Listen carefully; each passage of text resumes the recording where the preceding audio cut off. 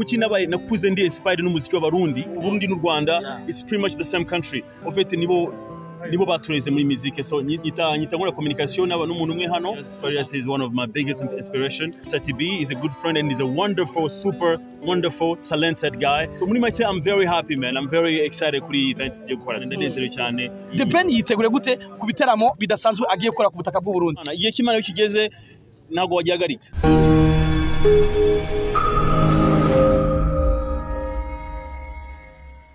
One to my people muramumeze neza murabona ni ku kibuga cy'indege twaje kwakira umuririmbyi The Ben ava mu Rwanda ariko asanzwe aba muri Amerika. Aya masaha tuyagaraje gushika ku kibuga cy'indege ca Bujumbura yakiriwe n'abantu isinzi.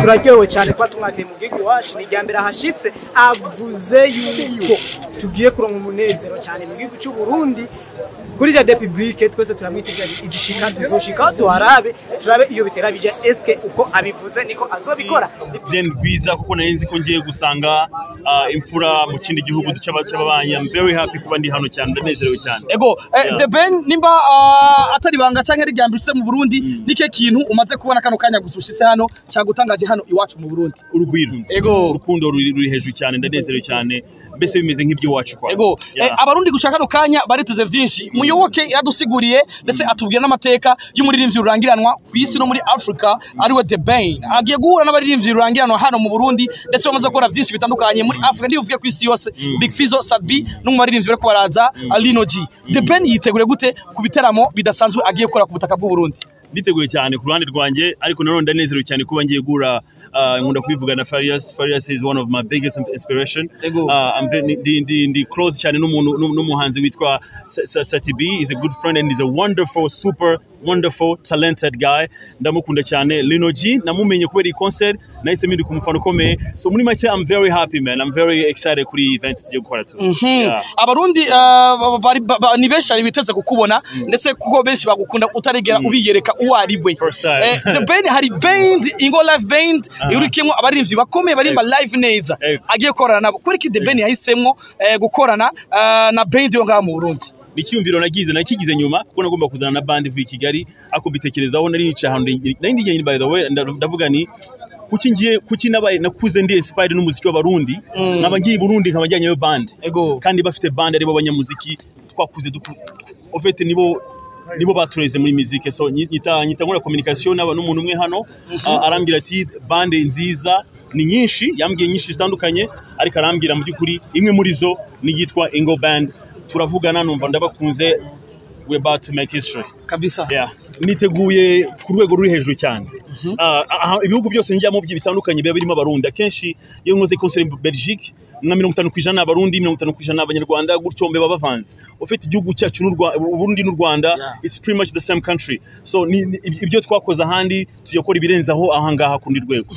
Abantu miliyoni barakurindiranye igishika ndetse baramaze no kugura amatike babifashwe na nawo company yashoka kuzana hano mu gihugu. Iki kintu tubwira ku mugwiza atunga yashoka kuzana Jean Dodi arashaka kuzamura igihugu ashaka guteza imbere igihugu nicyo kintu nabonye kandi namukundiye n'umwana mwiza cyane. Igihe kimana kigeze nago wagihagarika so ibihe bya mbere nago byari ibihe by'Imana tu. Ego The Ben byari byateguye yuko mu giteramo uza kuburi kumwe na RJ twavuganye ashobora gushika ejo.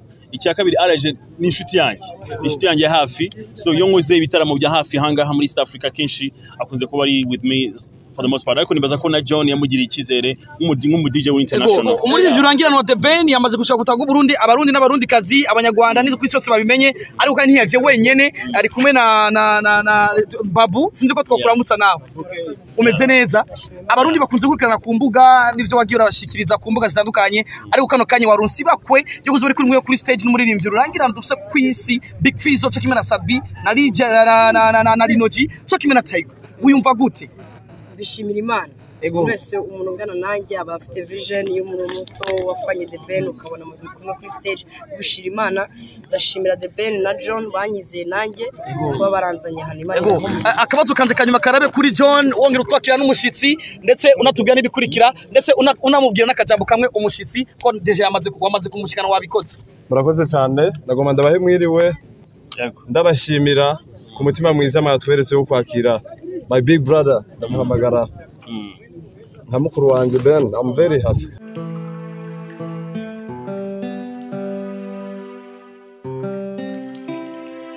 nibwo modoka kapitale twari kuvuga cy'indege twari tuje kwakira umushitsi wacu twari kuvuga cy'indege twari kumwe n'aba journaliste benshi aba promoters benshi nko muzanga ya munezero mwinshi cyane yakiriwe n'abantu isinzi ya Mijo Talent TV turabakunda cyane cyane ngira ngo mubaho